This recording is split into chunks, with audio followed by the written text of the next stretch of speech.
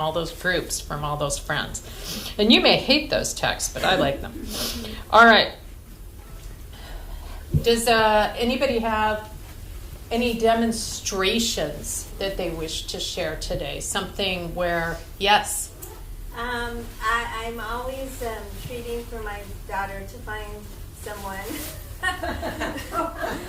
So you're treating for your daughter to find someone? Yes, as a partner. As a partner. And so she started dating someone new, and she said to me, I feel like I manifested him because he's a lot like his cousin who she happened to know. So she feels like she manifests him, Yeah, and she started dating. Yeah, and she Wonderful. said something interesting. She said, this time, because she has dated a lot, she's 34. She said, this time I just kind of relaxed and let go and let God. And I'm like, oh. She relaxed and let go and let God. Isn't that a great option for all of us, right? Any other demonstrations people want to share today? And I'm repeating them because I don't know how else the YouTube land will hear it. I'll share. I asked for treatment for the hearing in my left ear. My body has been experiencing. Yes, your body has been experiencing something, My and so you've been asking for treatment in your left ear. Yeah, and because I wear a hearing aid in this ear, and I thought that something was wrong with it because I couldn't hear the little voice that says on and off, and Yes. and it was because the hearing had gone down. Anyway, I put it on this morning, and I can hear very faintly that voice again. So there has been. You can hear some again in that ear. Yeah. How does it get even better than that? Well, it's just going to keep getting better. It is. Fantastic. Yay, God. What else? Anybody else have a demonstration they want to share? Well, I can share one. This week, after about a year of the total trying, I received an actual contract from a book publisher wanting to publish the book that I've been writing called How to Know What You Know, a handbook for making up your own mind. So stay tuned. All right. And we're just thrilled. And I'm going to be talking about healing today. So in my talk and healing the body, and specifically, does this spiritual stuff work? So we'll see what other demonstrations happen after that. I've had a lot. Please join me in affirming our vision, mission, and purpose. Our vision. We are a welcoming sanctuary community where all are accepted, valued, and supported in the global family. Our mission, we inspire personal and global transformation through the teachings of science of mind. And our purpose, in joy and love, we connect in service to all life. Wonderful. And then, Dale, if you would come up, please. You have this, and then you can see. Good morning. As Reverend Sarah said, my name is Dale Covey. I'm a licensed practitioner at the Center for Spiritual Awareness in West Sacramento. I'm actually a practitioner emeritus, which means I've had 20 years. Oh, wow. And I don't have to fill out all the forms that I used to every 2 years as a practitioner. So I am happy to be here with you today, and let's take this time into prayer. And if you're comfortable doing so, close your eyes and take a deep breath with me.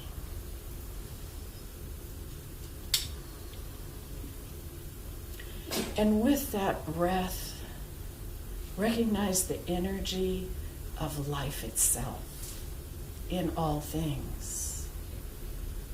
The energy that is peace and love. The energy that is strength and wisdom. The energy that has always been, that is of and from the source of all creation. This source that is known by many names. I choose to call it God, and I honor and recognize all of the other names for this source. And I recognize it in me, knowing that this wisdom and strength and health and love is within me.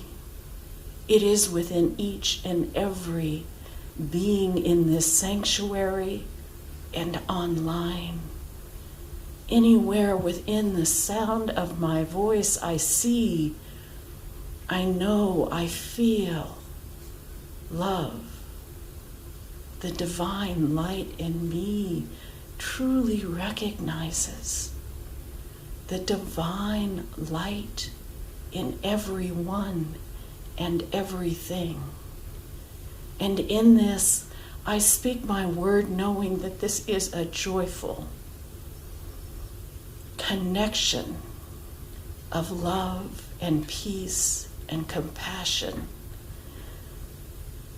Today, as we share the message, take the lessons, hear what is ours to hear and know, and we give thanks for this time. We give thanks for the message of Reverend Sarah Nichols. We give thanks for each other. And we release into love and law and light. It is the truth of our being now. I let go, I let God, and so it is. And so it is. So we have some messages, readings. Until you make the unconscious conscious, it will direct your life and you will call it fate. Carl Jung.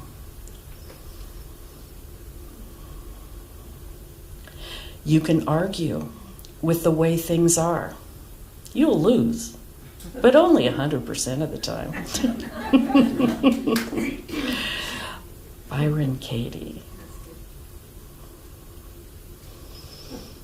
A practitioner of this science should not be confused over any given form, but should know that any form which is not of the original harmony is subject to change.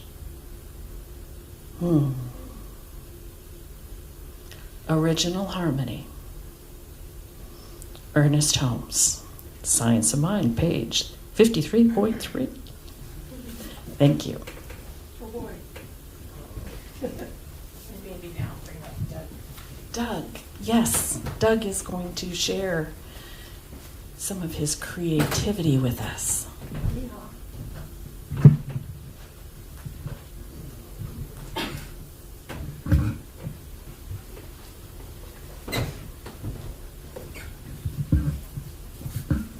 Good morning, everyone. Good morning.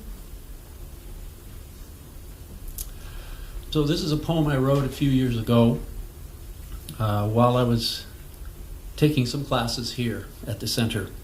I kept hearing this phrase, and the phrase is, I am remembering who and whose I am. And it was very powerful for me. And I was having some conflict with it because sometimes I was very comfortable with knowing who and whose I was or am, and other times not so much. So I wanted to explore that with a poem.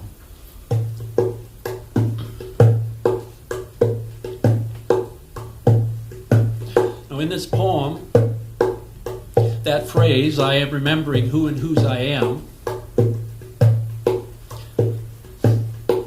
is the last line of each stanza.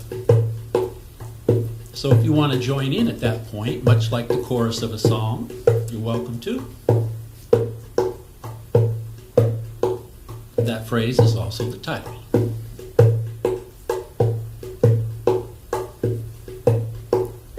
A wise person once said,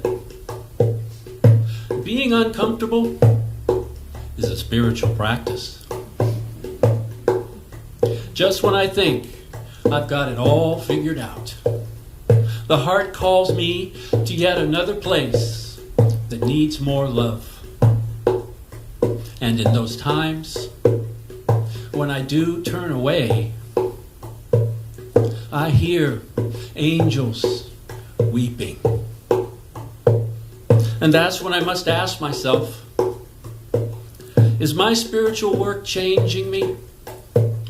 Calling me deeper into eternity? I'm tired of making angels weep. It's time now for me to step deeper into the heart, to touch more of those hurting places in the world and in me with love. At least those places I can reach. I don't know what angels spend their time thinking about, but exploring ideas like these make me want to say, I am remembering who and whose I am.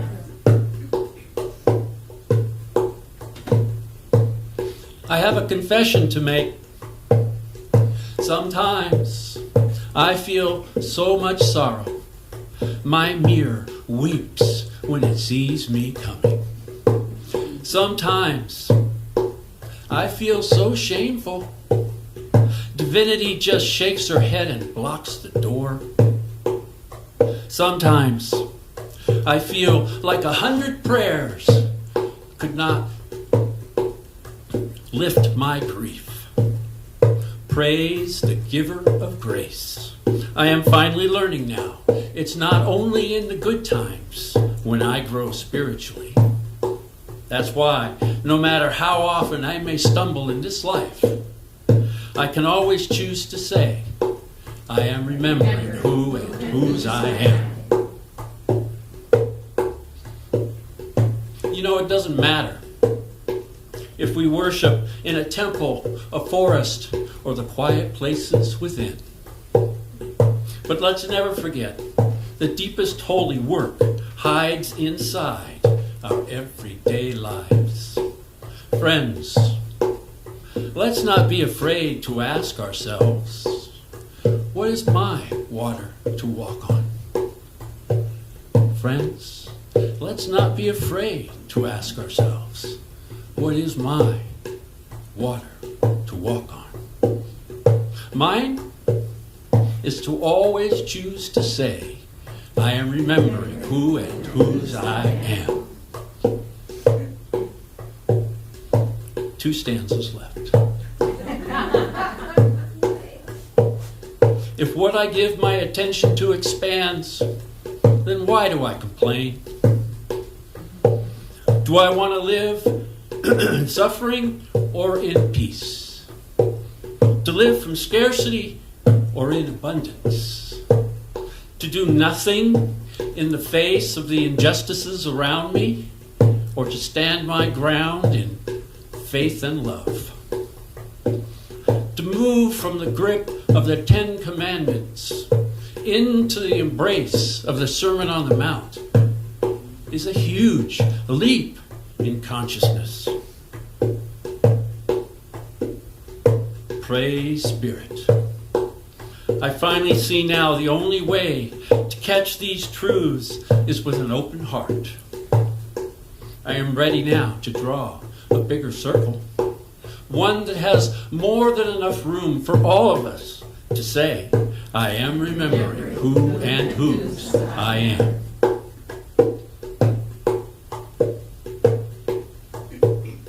I know I've covered a lot of ground in this poem. And please forgive me if I've confused or upset you in any way. But sometimes I just can't contain my excitement when thinking about all these healthy, life-affirming ideas. I will share a secret with you.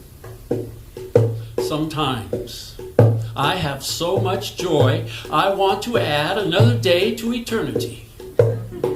But, friends, until that day comes, I guess I'll just have to settle for saying, I am remembering who and whose I am.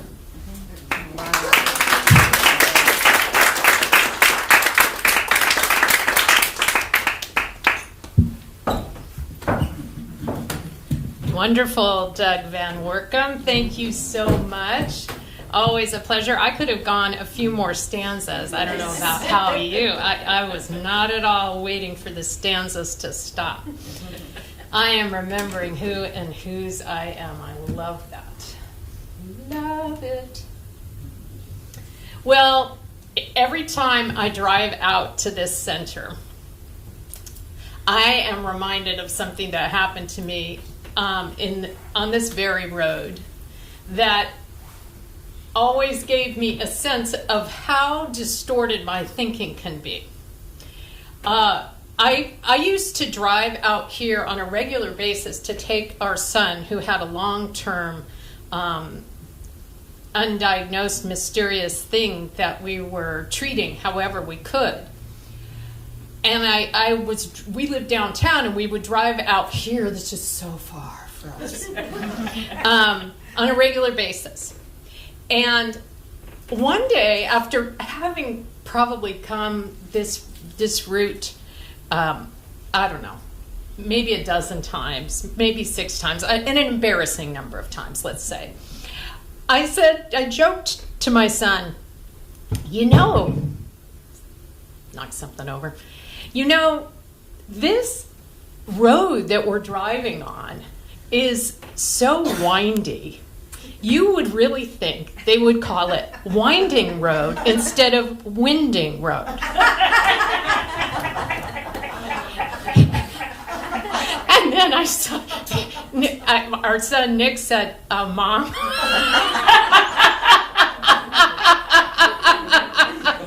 And I had to pull over because I was laughing so incredibly hard at thinking that we were just celebrating being winded when we were winding. And that's how it is sometimes on the spiritual journey, right? You're just so sure it's one thing, and then it turns out to be something else entirely that was right there the whole time. The appropriately named road. So I'm here to talk to you about, does this spiritual stuff really work? We teach science of mind here. We teach how to work reliably with spiritual principle to create any circumstance in our life and to change our life. And we teach change your thinking, change your life. But when it comes to physical health, sometimes it's hard to believe that this stuff can really do it. Does anybody ever think, I hope it does, I'm going to pray for it, but I don't really think it will? Does anybody ever raise your pinky or your whole hand if you want, if that ever has occurred to you? During this long time that our family member had so mysterious undiagnosed illness, I had the opportunity to learn quite a lot about this. And I also have healed myself from several ailments, especially knee pain and inability to walk at times and other issues. And I just want to talk a little bit about this. Some of you have heard me talk about this before, but every time I talk about it, different things come up. So it'll probably be a whole different talk. But one of the things that I'm remembering is that a core principle in Science of Mind and our founder, Ernest Holmes, is that the phrase from the Bible, from the Christian Bible, it is done unto you as you believe. So as we believe, that's how it shows up, right? So that road was showing up as a winding road for me because that's what I was believing. But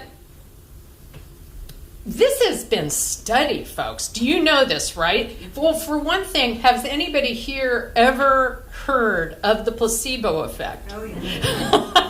Well, and I bet I know there's at least one person in this room that probably knows a lot about this, but and probably a lot more than me. Almost everyone knows more than I do about almost everything I talk about, but I still feel free to talk about it, so just deal with it. The placebo effect, which every pharmaceutical that gets approved by the Food and Drug Administration has to go through a relatively rigorous multi-year process where they spend lots of money convincing lawmakers to let them do whatever they want. But part of that is that they have to beat the placebo effect, which means that in order for that drug to come to market, it has to do better than what would happen if you simply handed someone a sugar pill and told them it was going to do what that drug does. And do you know that the pharmaceutical industry, I didn't know I would be talking about this, sorry, that the pharmaceutical industry has petitioned over and over and over again not to have to beat the placebo effect because it's too hard. Because when you hand someone, especially when a doctor wearing a white coat with credentials, having read your blood work and having gone through various things, hands you something and says, this will work. This will change your body. This will change your life. It turns out almost everyone has a major improvement from that alone. Take that in for a second, right? And if you ever want to read, more about this from my perspective type of thing, read Dr. Joe Dispenza's book, The Placebo Effect, which gets into great detail in there. And one of the stories, true stories in the placebo effect is about a doctor at Harvard who was studying 2 different knee surgeries, and he was trying to figure out which procedure was better for actually healing people's knees, which surgical technique was going to produce more effects.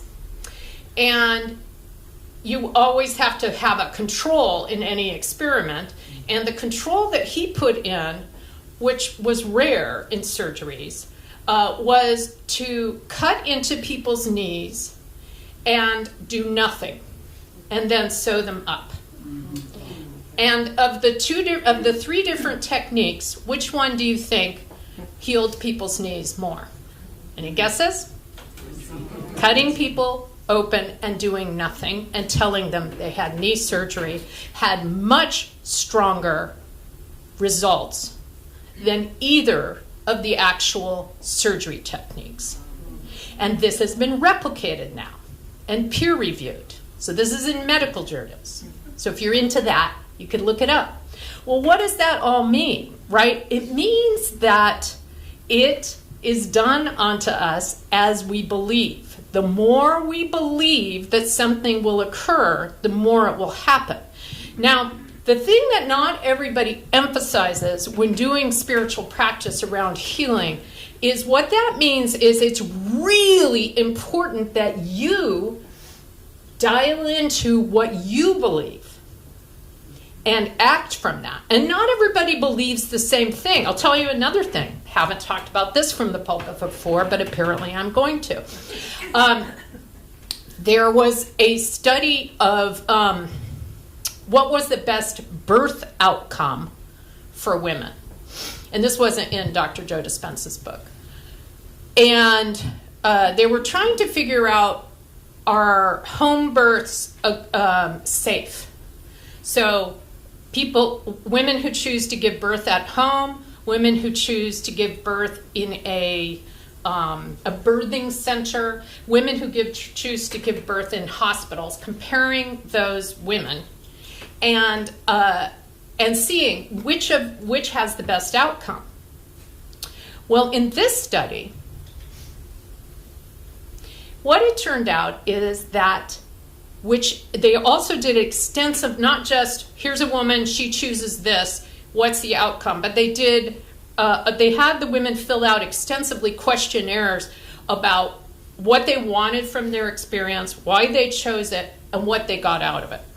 And what they found was that wherever the woman thought she would be safest, which wasn't always where she ended up, because people could try to convince her to do something she didn't want to do, or an emergency situation, or some happenstance, or insurance, what insurance would pay for.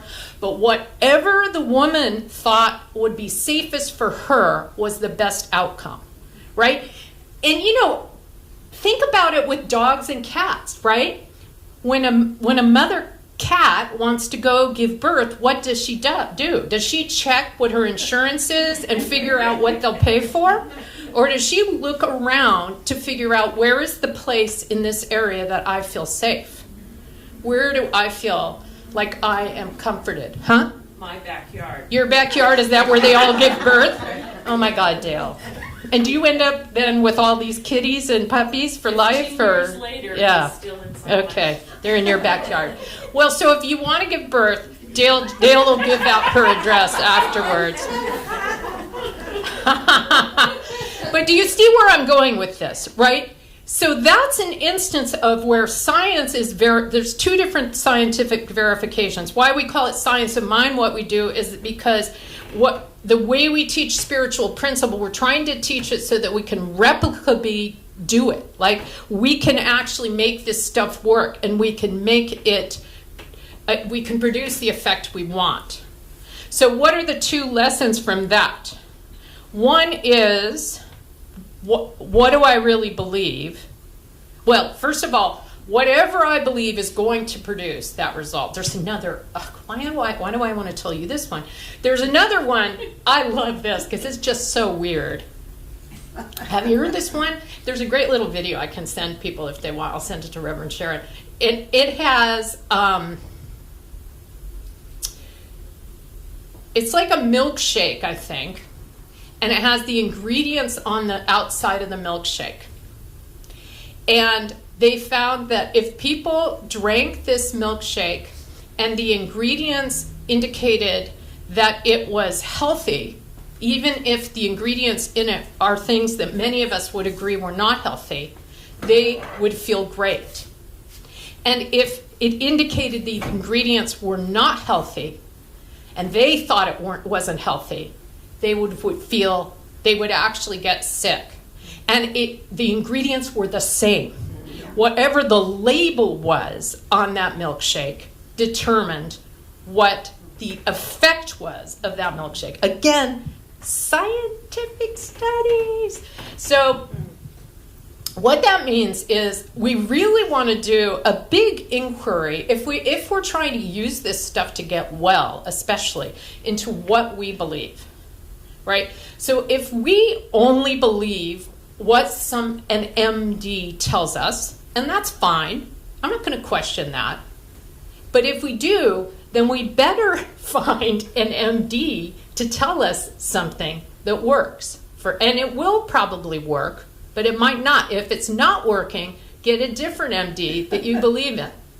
I also have had great luck using spiritual principle to manifest the doctor, whatever it is, whatever the letters are after their name. I actually tend a little bit more towards osteopaths and chiropractors, but some MDs have been life-changing for me and my family, is to actually say in treatment, I know there is the right practitioner and the right protocol for me to be well.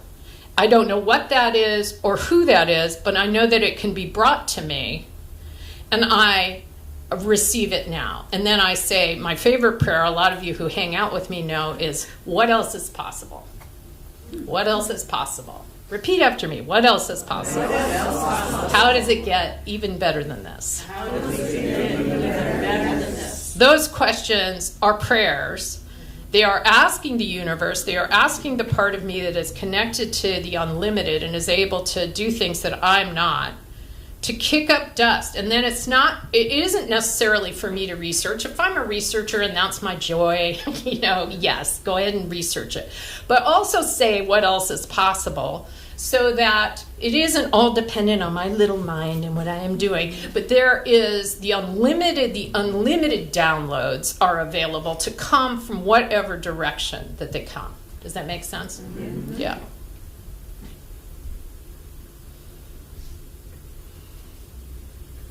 I've experienced spirit, the unlimited power of the spirit, in healing my body in various different ways.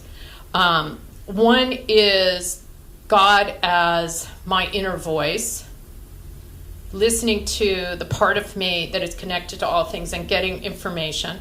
And I've learned from that it doesn't have to make sense. In my knee saga, years ago, there was a time when I was just having increasing knee pain, and I asked myself, what else can I do to heal this knee? How can I stop having this knee pain? And I was pretty young at this point. This might have been 15, 20 years ago, probably about 20. And I got, get rid of all your high heels. Get rid of all your high heels. So I stopped wearing my high heels, and nothing changed. I had them in the house, and I prayed on it again, and Spirit said, did you not hear me? I said, get rid of the high heels. I'm like, what's the difference? I'm not wearing them. That doesn't make any sense. It doesn't have to make sense. It doesn't have to. There's a lot that doesn't make sense. Yeah, if you read the news, there's a lot that doesn't make sense. So did you get rid of them? So I'm getting there. I'm getting there. Yes, I got rid of them. I saved like 3 pairs for special occasions, but I put it in this off-site, not off-site, it's we live in a sort of a condominium complex, and there's a special little separate storage out of my house, and by parking, and I put it in that. And the knee pain did not go away. And I was like, dude, sometimes I called God, dude, what? I got rid of them. And they were like, did you? Did you? So I was like, that's just for special occasions, like for Halloween or, sexy time or something. Are ministers supposed to say sexy time? I'm not sure. Yes. Yeah, I've met Sharon. And so then I literally gave away all of them. And all the knee pain went away. What? Now, Reverend Sarah, what does that have to do with the as you believe part? Well, what it has to do with is I do trust my spirit, and I do trust what it tells me. And I believe that when my spirit tells me something, I test it, obviously, but I believe that. But there's also God as doctors. We talked about that a little bit.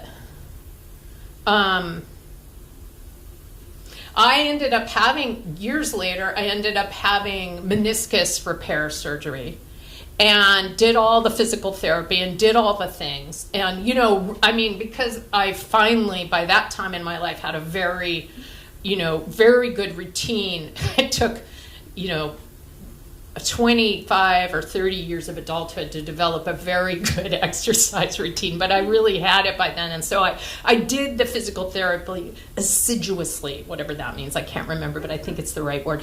And it didn't work. And for a whole year I did all the things, and I had this surgery and it didn't work.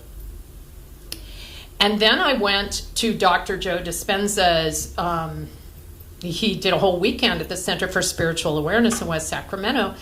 And after that, I started doing his meditations every day for an entire month and visualizing me walking, visualize me backpacking, because that's what I wanted to do again. Now, that may not be your jam, but that's what I wanted to do. In fact, there's someone in here where after she heard me talk about that, we decided we were going to go backpacking, and then we ended up just going to kind of a spa. So,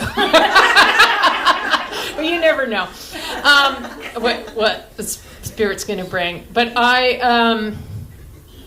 I did that for 1 month, and all the pain went away. I went from not being able to walk more than a block with knee pain to being able to walk miles. And I did backpack. I picture myself just waking up in the place I wanted to wake up, where there was no other way to get there but walking. I mean, I suppose I could have ridden. I would have been a hard horse ride. There were a lot of rocks involved that horses would not have liked. God as food is another area that I've explored a lot.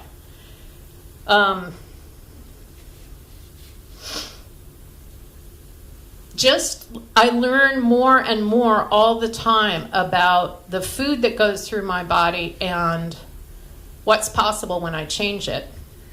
But I also know, because I work with humans, that it's, anybody ever know for a fact that certain foods don't serve you? And raise your pinky if you still eat them sometimes. Yeah. Isn't that interesting?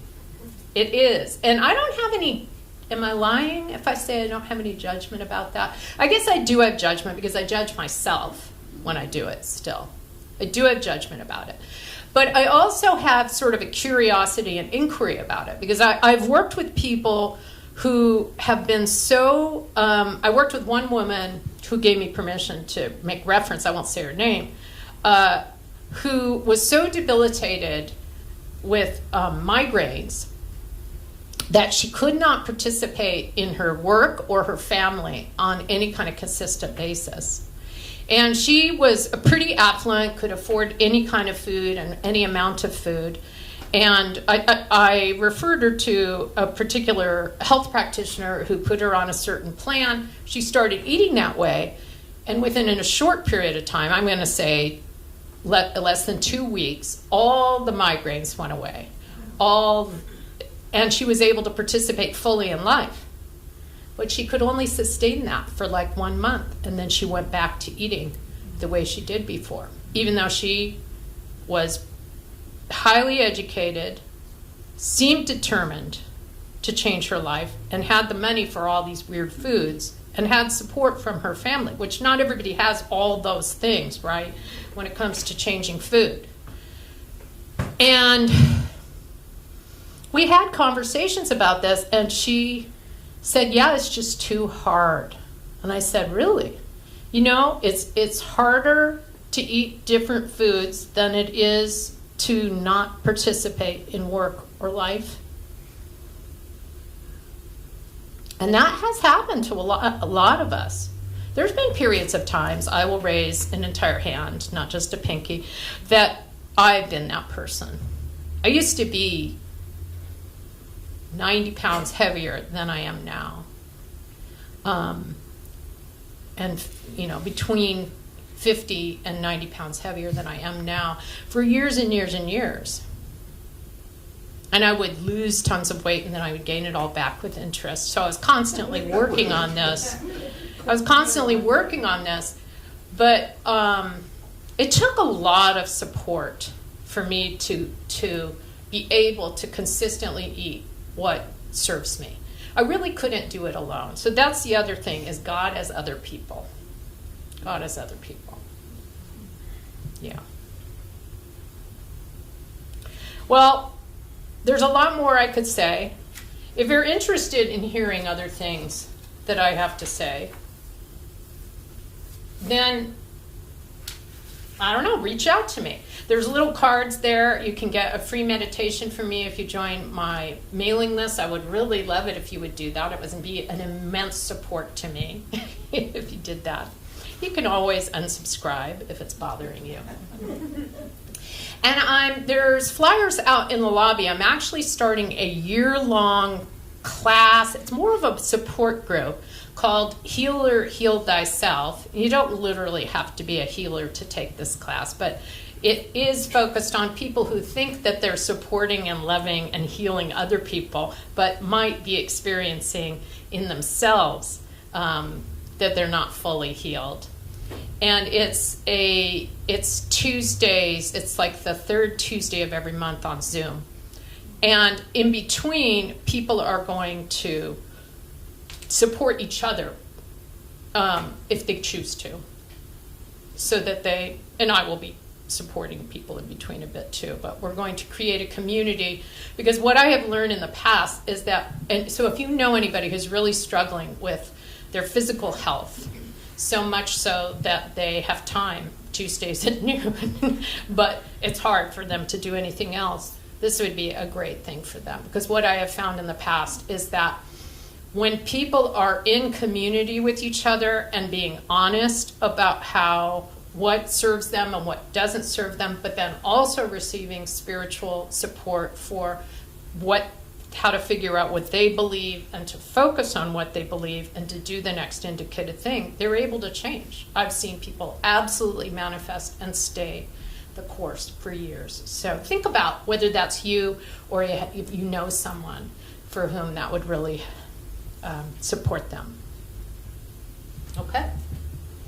Let's take this message into prayer. Oh, that was supposed to be up this whole time, not... Yes. Do I take this message into prayer? I think I do. Lost my order of service. Yes.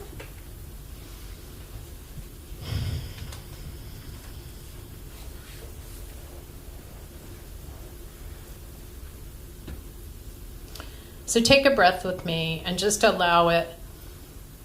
Sarah, take the breath. Just allow it to return us to the only thing ever happening here. The one heart, one mind, one infinite presence, all-knowing, all-powerful, all-loving, all-redeeming, all-delivering. Beyond time, beyond space, beyond expectation, beyond limitation, beyond lack, beyond precedent, beyond the beyond.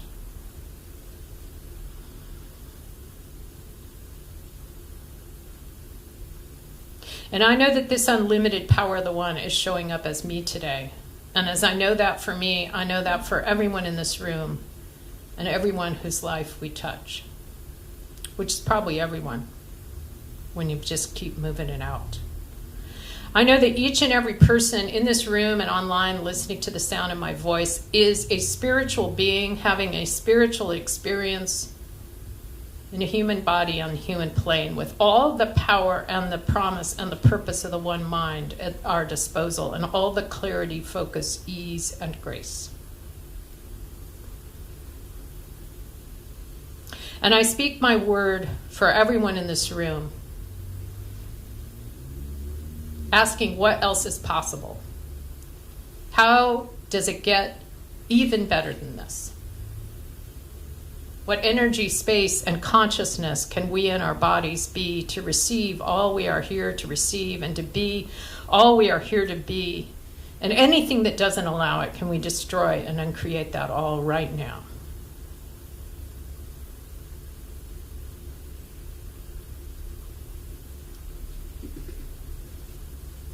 In this time, in this month, I remember and bring the healing power of the Christ consciousness to each of us, laying hands on anyone who needs hands laid in consciousness,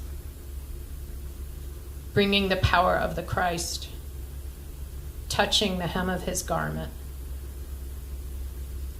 for immediate transformation of all situations, whether physical, financial, relational, doesn't matter. Jesus Christ, Jesus Christ, Jesus Christ. Thank you, thank you, thank you, Spirit. Thank you, thank you, thank you for showing up as all of us here and showing us a brand new way of being and a brand new way of living. Thank you, thank you, thank you. I know that it is good and done and very done, and that the power of my words spoken with passion and authority never comes back to me void. And so I release this word into that part of consciousness that we call the law, knowing that it has operated upon it perfectly. And so it is. Amen. All right. Let's bring Doug VanWoerkom back up.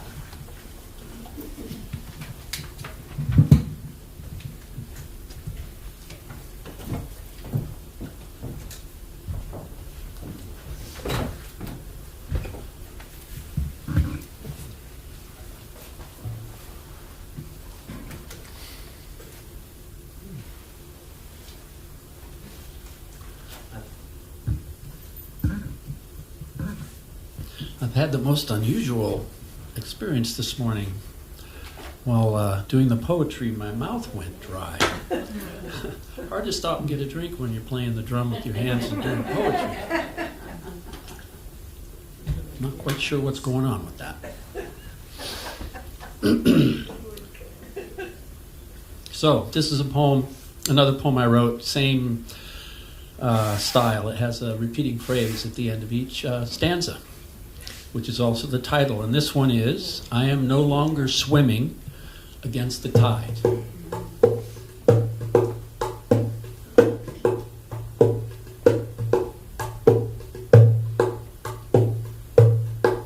I've heard it said that nothing stands between us and heaven but our own beliefs.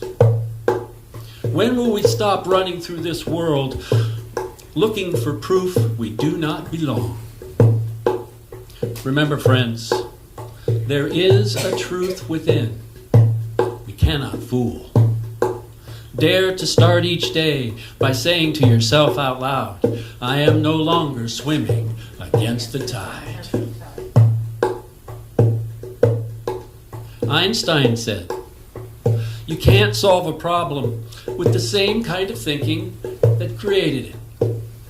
Now, if this is so, what do we do?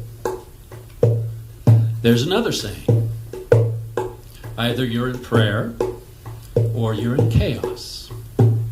I say, let's pray to always lift ourselves up and together say out loud, I am no longer swimming against the tide. Isn't it amazing? We are so powerful, we can even destroy our own dreams. When we've spent our whole life saying no, it can be hard finding the way back to yes. But we'll know we're on the right track when we no longer betray ourselves or those around us. Listen, friends, the path of least resistance is through the heart. So let's take that journey together and sing out, I am no longer swimming against the tide. How long before we let ourselves grow shamelessly? How long before we let ourselves grow shamelessly? Listen carefully when Brene Brown says, learning self-respect will be the wildest adventure you will ever take in your life. Now, when that happens, angels will joyfully travel halfway across heaven just to hear us say, I am no longer swimming against the tide. Go ahead. Travel all the way to the Holy Lands to find God. But until you kneel down inside yourself, you will never be free. Listen closely when Carl Jung says, the surest way to lose your soul is to believe in a God outside of yourself. So, let's all support each other as we turn within and softly say, I am no longer swimming against the tide. You know, I've wandered through this life for so long, searching here and searching there. Praise the Holy One, I'm finally learning now to trust my own growing spiritual practice. That's why I can say, let the rains come, the winds blow, and the tides rise. So what if the world thinks I'm mad? Now, whenever I'm lost in the midst of any storm, I hear singing and I set out in that direction, calling out along the way for everyone to hear, I am no longer swimming against the tide.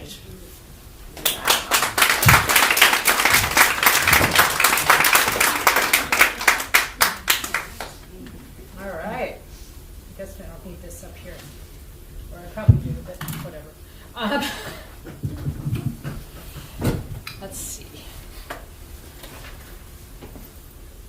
I invite you to take your, thank you again, Doug. That was beautiful. I am no longer swimming against the tide. I invite you to take your gift in your hand and repeat after me. In a consciousness of abundance, I give freely, that I am freely given to. And so it is. Those are all the different ways that you can give. And let's see, where's the video though? It says there's a video, but I don't see it. So I will just sing. You start, I'll follow. What do I sing, Dale? I am remembering who I am. I am remembering who I am. I am remembering. I am remembering. I am remembering who I am. I am remembering who I am. I am remembering. I am remembering. I am remembering who I am. I am remembering who I am. All right. Apparently we did have a song.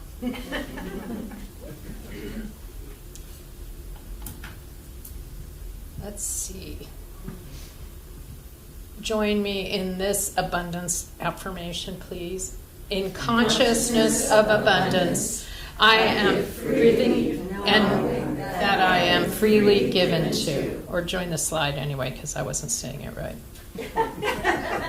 Well, maybe this was where the video was. Oh well, we've done it. So now we get live and learn. Announcements. We've got a lot of wonderful things happening here. Reverend Sharon is teaching the art and science of spiritual mind meditation on the first Saturdays of the month. And there is a candlelight service on December 22nd at 10:30 a.m., which I guess is next Sunday. That is a candlelight service. Come prepared to sing, and please bring a canapé to share, or a canape. And Friday, December 27th, one of my favorite things that happens here at this, and listen, come to it. I am telling you, if any of you are feeling at all like alone in the holidays, or just or would like to be alone in the holidays, this is the thing to come to. This is Friday, December 27th, 7 to 8 p.m. here, where you go from station to station, and there's candlelight, and each practitioner prays with you, and you get prayed with over and over and over again. And I tell you, I have never felt so uplifted as I do after this evening of blessings. So it seems to be a little bit better kept secret for the practitioners. Love it. They turn out and we all pray with each other. But then other folks, not as many, come in as makes sense, because it's the most amazing thing in the world. So tell anyone you know who is struggling in any way, they're just going to come out floating on air. All right. Dale, would you please come up and lead us through the affirmation for the week?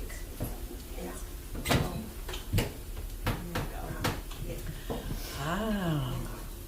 So our affirmation for the week, shall we say it together? I swim in the flow of consciousness, sowing good wherever I go. So it is. And so it is.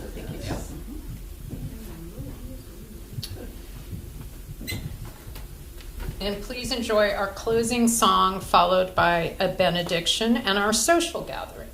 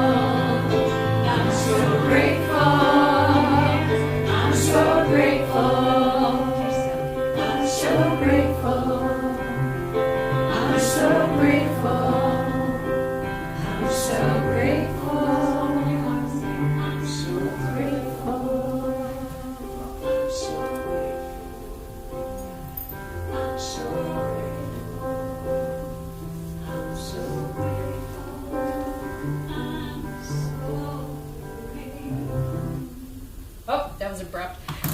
Please stand for the benediction and circle the room in prayer hands position. This is prayer hands.